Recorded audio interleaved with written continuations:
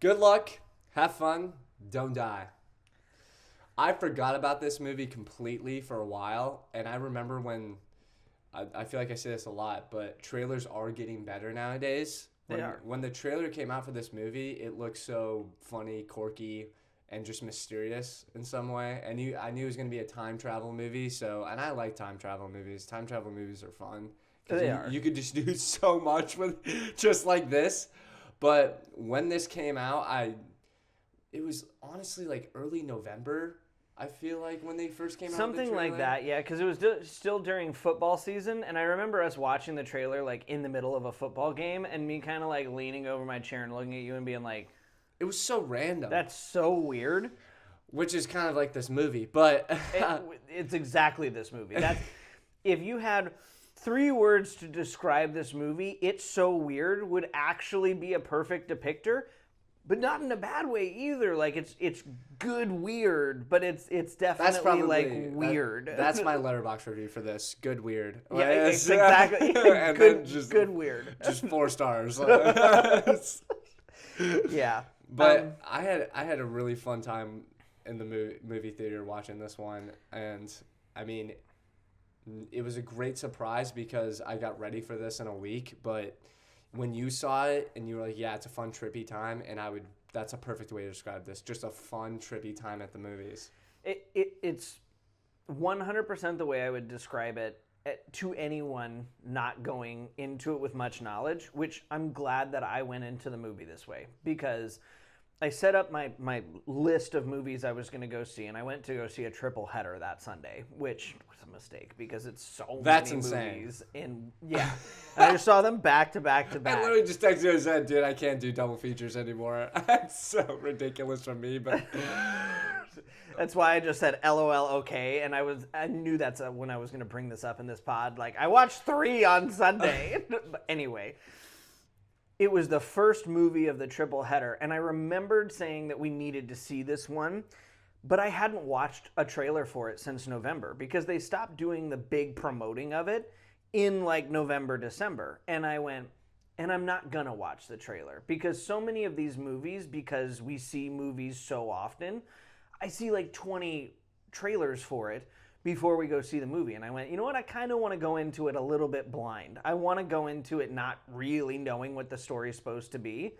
And it was perfect for that because it's such a weird, trippy, funky movie that, I mean, the scene opens up and you see people just, going through normal, everyday stuff. You've got people on their phone. You've got people... Stereotypical TikTok. Right. I started getting anxiety immediately. Right. Stereotypical TikTok, reels and stuff. They're in the diner. Nobody's really talking to each other. They're on their Instagrams. Their phones are up and everything. And then you got Sam Rockwell. Oh, my God. He is and just one of my favorite actors. It's electric. He's always in a performance. I never recognize him until I'm in the movie and I'm like, oh my God, that's Sam Rockwell. It took me a full 10 minutes to be like, is that? No. Yeah. No, that's not. And it is. It's Sam Rockwell. Now, to be fair, he's in a clear trench coat covered in gears and gadgets and wires, wearing one of those little mini childhood backpacks and leaking fluid everywhere, and he's got this big homeless beard and he's covered in dirt and grime, and so like great. I love the costume. I love the outfit. The costume design's good. It does make him look like every Looney Tune person ever. I mean, he looks homeless. They made that joke like 5 times in the diner. At least 5 times in the diner. And then he comes in and he goes, I'm starting a revolution. And you're like, all right, so what are we doing here? But it was that you kind of said to me like, I don't know about the first 8 minutes, but then it gets going. I loved the first eight minutes. I loved his monologue, basically just trashing our generation and just pointing out everything that's wrong with it because they're all true. I'm sorry. Like, I could tell some people in the front row, I think they were the age of probably like 22 to 21. They were a little, Peeved. they were a little like pissed, but it's so true. It's exactly true, and that's where I started to get a little bought into the movie because I Yes. was like, that's true. That's true. That's That's true. true. And then he started doing the Tim Allen Santa Claus bit where he started calling people out by name and he started telling them like all their little things that he'd learned on his 116 previous trips to the diner.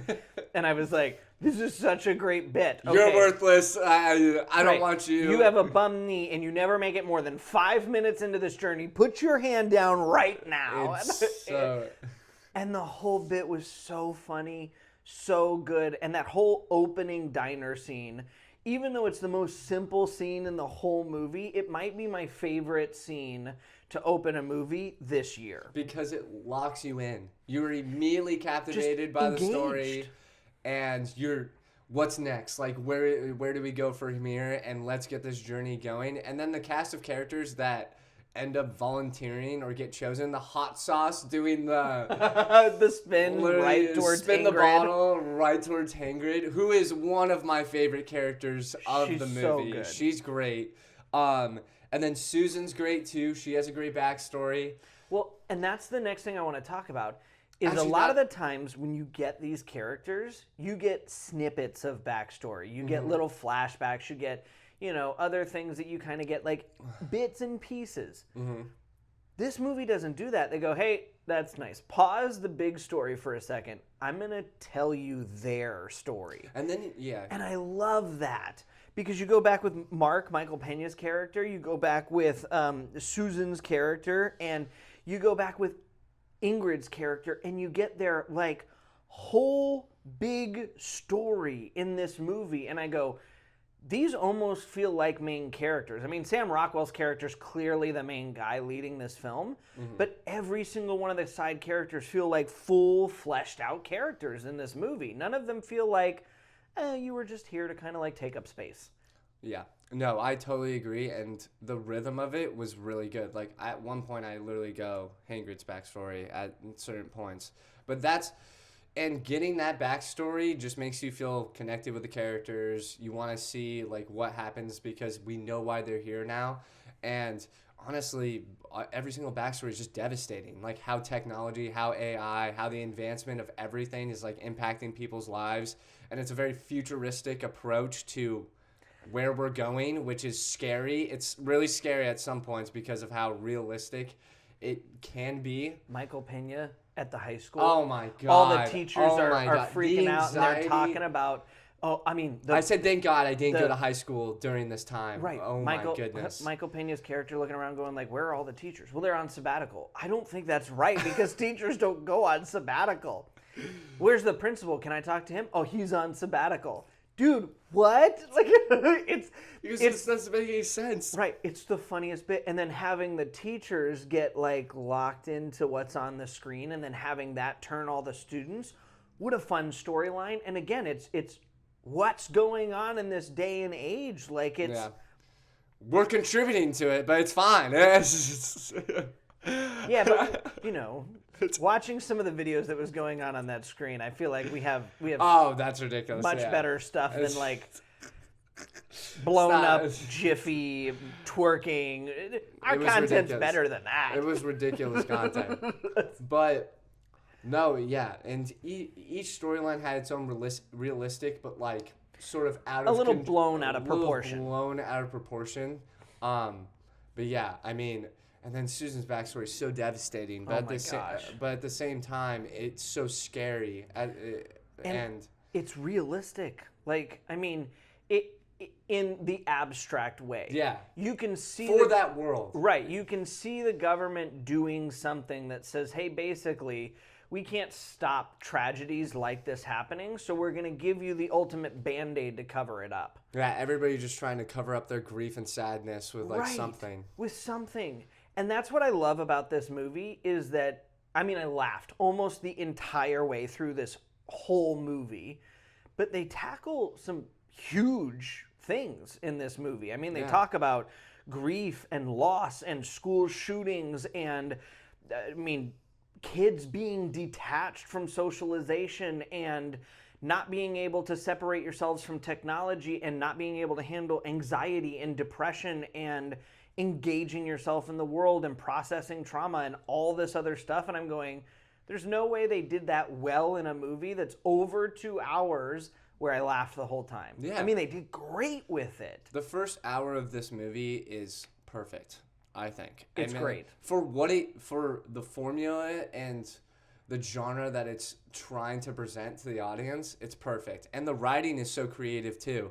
Like even in the most sad scenes, they somehow make it sort of humorous and it's lighthearted enough that you don't feel bogged down. Yeah, to where, I mean, when you're touching a subject like that, I mean, you could easily be like, what are we doing here? Like, this is ridiculous, but it's very creative and very well done.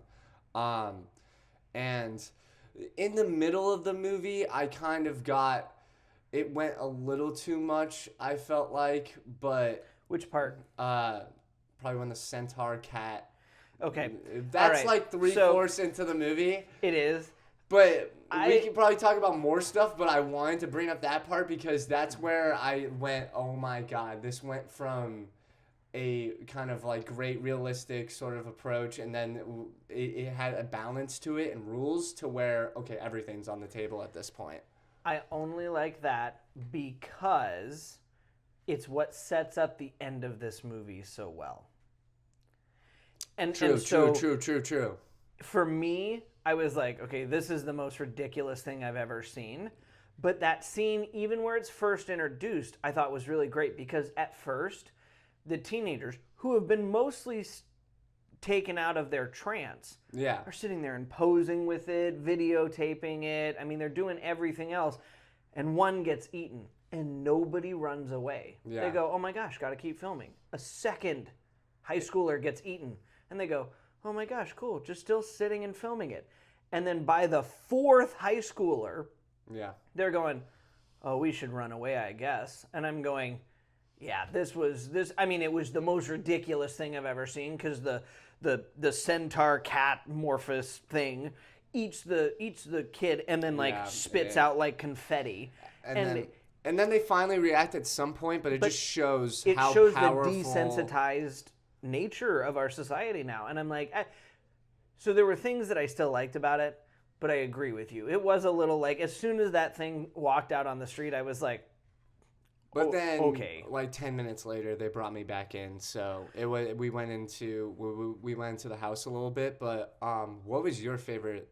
Was Hagrid your favorite storyline, backstory in that like first 45 minutes to an hour? Because she was, I mean, she's a very important part to the film. But I think Mark and Jane's was funny. Mark and Jane's is very funny, and I mean, it's hard to pick a favorite because they all. Well, it's not really a favorite, but it's like which one was like more well done, or fucking. I think Sam Rockwell's was really good. I forgot about that. I'm gonna pick Sam's. Yeah, because Sam's is so good. And here's our spoiler alert because we haven't spoiled something in like 2 whole episodes, which, good for us. We did great. That's pretty good. But I'm usually like 5 minutes, and then we'll start spoiling things. So Sam, the man from the future, doesn't want to pick Ingrid initially because he thinks she's a weirdo by admission in the diner. Hilarious joke the whole entire time. Right, which is hilarious. It's like, do you just want to convince... Right. Whoa. And it's that line of dialogue, that whole stretch of dialogue, so funny. Come to find out by the end of the movie, she is his mom. Yeah.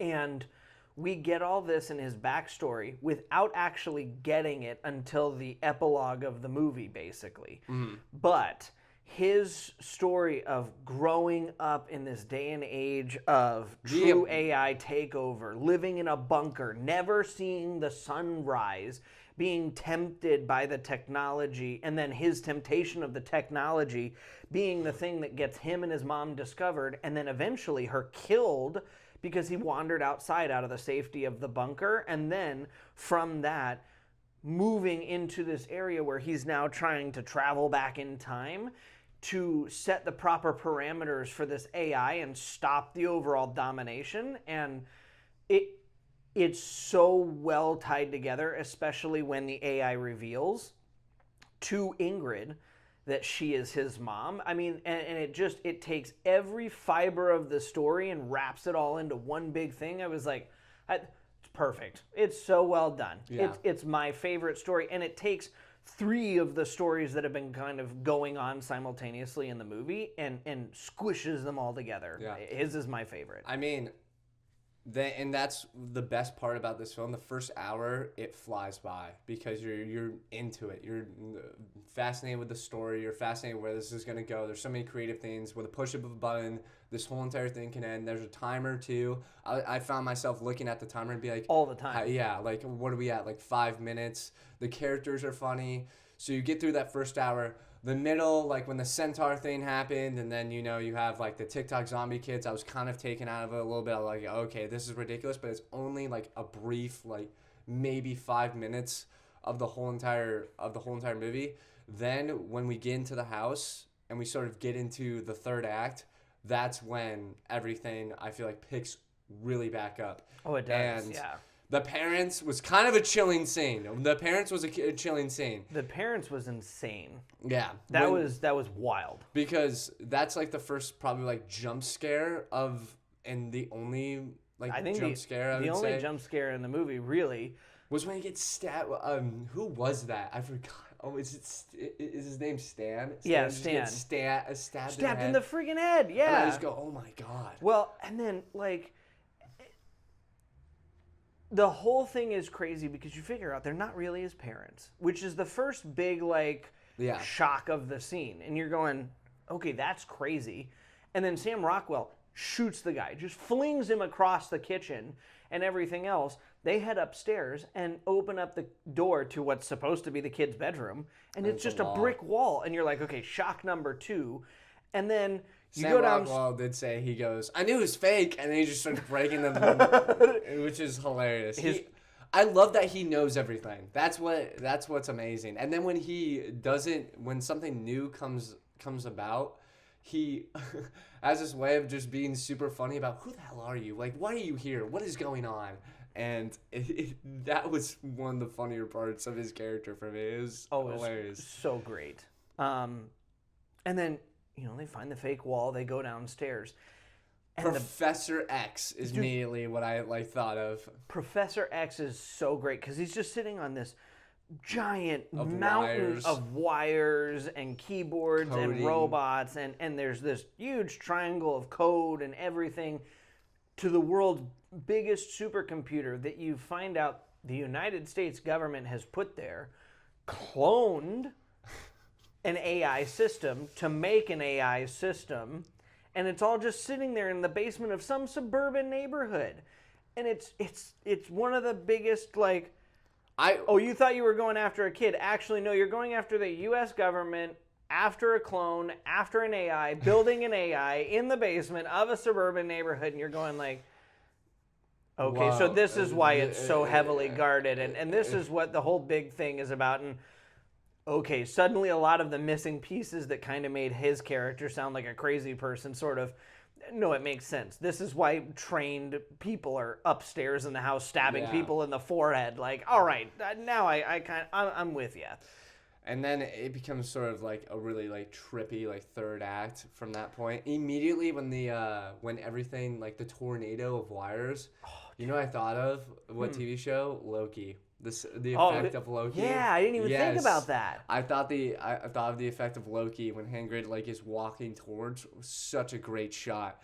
And then, oh my god, that's the thing that I loved about it too. The third act may feel like it's long, but because you're kind of wondering when is this gonna end at some point, but not really, because it's so exciting. And I mean, there's comedy mixed into it, there's tension mixed into it, and then the cinematography is unreal.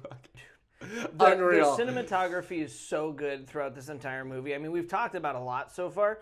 We haven't talked much about the cinematography. I mean, you have little robots wielding knives. You've got, sequences of action. You've got, the AI sequences are insane, dipping in and out of worlds, and the wire scene, and there's so much in this film that I'm going like it was just beautiful throughout the entire. Even the centaur cat freaking looked amazing. I Like, know. I hate that because it's not like I don't need a centaur cat in the film, but if you're gonna put it in there, it's at least got to look good, and it did. It looked great. I mean, in the scene with all the teenagers coming up to the house, like it's chilling. Yeah. And if you shoot that wrong, you get the wrong vibe from that. But like they did everything the way you kind of want it to be shot. They did such a good job with that. It elevates the movie. Yeah, and then the wire effect was really good, and then them dipping out of reality was just so trippy and fun. I mean, and then the reveal of Hagrid being Sam Rockwell's, the Man of the Future's mom, that was great. Because that show was crazy. Like they basically had, like they were in her stomach basically, and they like showed like. Well, right. It's the editing too. Oh, the transition amazing. from shot to shot to shot to shot. I mean, At one point, you're just looking at the symbol of the AI, like all black. It's just dipping out of like every single transitions. Yeah, out of every reality is insane.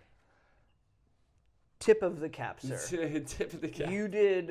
Your team did so good. You and everybody involved. We're jealous of your skills because for all of the time we'll spend editing, we're not gonna get close. You did so good. It makes me a little mad, and I love the end.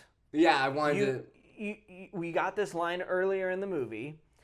The AI is gonna let you think you won. It's going to give you a false sense of security, a sense of accomplishment. It's going to give you goals that feel accomplishable and roadblocks that feels like you can accomplish them. And at the end of the movie, they think they've cured the virus. You're seeing the sunrise. Everybody's kind of gathered around. Ingrid's boyfriend shows back up and goes, I decided not to be sucked into the world of alternate reality and all this other stuff. And Sam Rockwell's character just goes, well, that sucks, and clicks away. Yeah. And no, he goes, sees the sunset, and he goes, this is too perfect. And right. then he just immediately dips. And he just dips. And I mean, it's so great because Ingrid then goes, okay, so what's wrong? Horrifying. And starts like noticing all the little things around and goes, we didn't save it, we didn't save it, we didn't save it. And then the AI kid just goes up and winks and the freaking centaur's in the background and everybody's just oblivious. And the movie ends with him slamming down a dead rat on the diner table in front of his mother and going, all right, listen, so you know what? Trying to set parameters, it's useless. Throws the thumb drive into her coffee, starts eating her breakfast and goes, you have a disease that makes you allergic to technology. So I'm going to put it in that thing and we're going to try and save the world. Okay. And credits. And I go, all right, perfect. I don't even care that you did basically nothing for the whole movie. It still was awesome. Stays true to what it was. Right. Like what it is. 117 journeys and you learned a ton. But you're still going to have to go back. And Yes. he'll have to go back. And he'll have to go back. And it gives you the opportunity to go, okay, great. So we could have a sequel. Or you can just use your imagination and go, I wonder how many it takes him. That's perfect left up to interpretation. Right. Ending right there. And it also gave me Black Mirror vibes. Very Black Mirror vibes. When that happened, I go, this was basically a Black Mirror movie that wasn't titled like a Black Mirror movie. And right. It was a just 2-hour long freaking Black Mirror episodes that was really great and well put together and well written, and it was awesome. That ending, I love that ending because it was chilling, it was horrifying, because when Hagrid is like, no, and freaking out and everybody's surrounding her, I go, oh my god, you've got to be kidding me. And I love those types of endings when the villain wins, but at the same time, since we've been introduced to something that before, like it was such a creative thing of saying we've been here 117 times, but on the 118th time, maybe we'll get it this time, and you're left with the theater being like, that was such a fun journey, and I can't, and you're just, like you said, left up to interpretation. Right. Maybe they could get it another time, and Yeah, just so creative, so fun. It was a great time at the movies, and like I've said so many times, but we're in this day and age now where I just have to accept it. When this movie comes out to streaming, people are going to love this. Oh, yeah. It's going to be, and it wasn't an A24 film, by the way. I No, thought it was wasn't. A24. Yeah, no, I looked it up, and it's not an A24 film. Now, the tone and the message and everything in felt so A24. it felt very I A24. thought during the trailer, I thought I saw an A24 symbol, but I didn't. No. I think it might have been something else. It is something else, and I don't remember what it is now, but it's not okay, A24. My brain definitely made it up, but it's fine. It's fine. It was still a great movie. Yeah. It was still that kind of tone, and I like that people are sort of taking hints from A24 of you can do these kinds of movies if you do them right. And I think this is a really good example of doing them right. Mercy is a movie you didn't get to see. I'm probably gonna go see it instead of Wuthering Heights. I don't know. I can't see Iron Lung anymore because it just got taken out. That's a bummer. But Mercy's one of those ones that feels like this is what they kind of wanted to do, but they missed. Yeah. They missed big time because they wanted it to be AI is corrupt, it makes mistakes, it's leading us down a bad path. We can do a review on that, like back to back on these AIs. Yeah. Yeah. Why not? And this is the one that, I mean, you're doing it so well because you tackle big subjects, you do it with humor, you do an engaging story. Every actor on this list pulled their weight in this movie. Perfect. You wrote an incredible story, not just for Sam, not just for Haley Lou Richardson's character, for every single character involved here. You left a great open-ended ending for this film, and all in all, it was a huge success. Whereas Mercy, I got to the end and I was like, I don't care. I really don't. Like, it wasn't an awful film, but if you sit these two side by side, I'd go, well, I'd watch Good Luck, Have Fun, Don't Die 20 times. That's a movie. Mercy was one I'll watch once, maybe twice, if I really got bored and there was nothing else on. Mm-hmm. But this is a perfect movie to, get a group of friends together, have a couple brewskis, and just vibe out and watch a fun movie. It's so funny, creative, and put your phones away. And exactly, if nothing else, they do basically crap on our whole entire generation, which is we deserve it, to be honest. But right. Put your phones away. Yeah, watch us, but do it on your computer. Don't use your phone. But yeah, it takes serious topics, but the writing is so creative and fun that it's still enjoyable. They tackle a lot of serious issues, but they do it in a very humorous way to where you don't feel super bogged down. You still feel the theme of the movie. The first hour and a half feels so fast. It's so good, so quick. Sam Rockwell's amazing in this, and I love Sam Rockwell. He's really one of my favorite actors. And it's just a very creative and fun time. I really enjoyed this movie. What's your score? My score is going to be 9-4. 9-4. Yeah, Let's go. I really enjoyed it. I mean, there wasn't much that I really felt like it was missing from this movie. Yeah. Some of the things that I didn't love was the absolute ridiculousness of some scenes. The teenager zombie apocalypse, I was like, all right, this is a little over the top. And there wasn't much to that I felt like really hindered them, aside from the fact that it was like, just they needed a blockade, and that's what was there. The cat centaur for me also was like, all right, I'm a little like, you took me out of it a little, but it wasn't the end of the world either. Everything else I really loved. I loved all the backstory. I love Sam Rockwell. Haley did a great job. Michael Pena, as always, did a good job. The payoff at the end was well worth it. The storylines, everything worked so well together in this movie that I got to the end of it and I went, all right, so if one of my other movies, got canceled, I would be perfectly fine going and watching this again and looking for every little detail I could find for clues to all of the hidden storylines at the back of this movie, and I think that would be great. Yeah. So, what's yours? No, I'd give it 9.1. And the only reason is because the middle of the movie kind of just felt like it was a little too crazy at some points. Sure. But I love this movie, man. It was the type of movie that should come out around this time too, when we're kind of in this lull of 2026 with a lot of anticipation for the summer. Such a fun, creative idea, an original story that took some of the issues that we're like dealing with today and just made them like a fun, creative, like humorous storyline. And the characters are fun. Each one's unique. The set designs are really fun. The editing is amazing. Cinematography in the third act is awesome. Love the AI villain too. I mean, you aren't revealed to it as well like until later part in the movie, and then when you're revealed to it, it's chilling.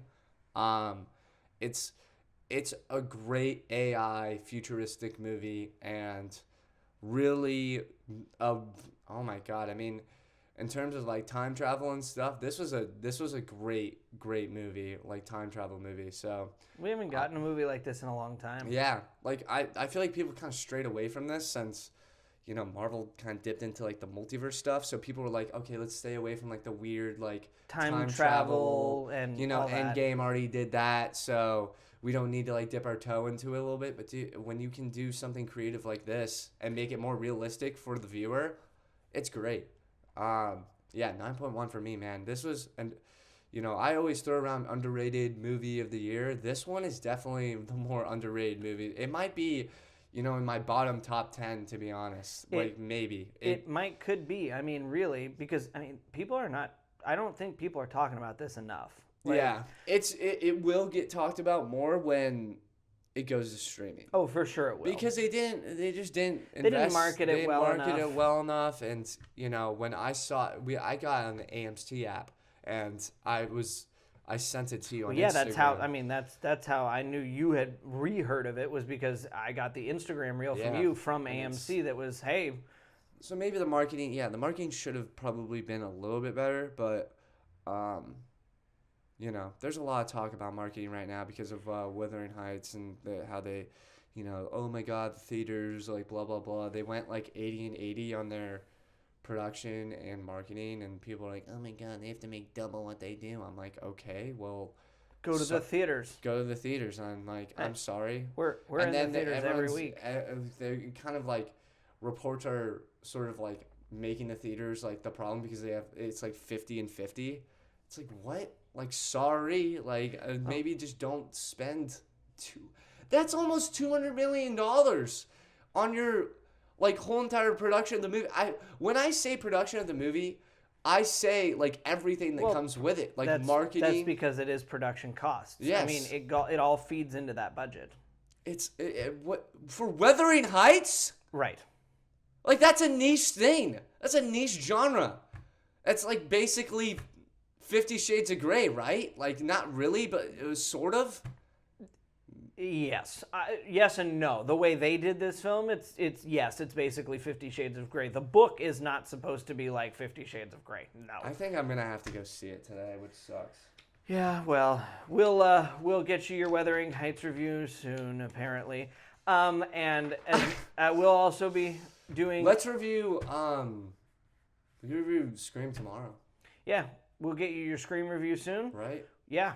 And Wuthering Heights shortly after, and then Scream 7 just a short while after this. We should see Goat too. Oh, dude, honestly, I was thinking about seeing Zootopia as well. I should probably see that. Zootopia will be good. I know We'll have some good stuff coming. You've seen the movies and I haven't. I know, it's all right.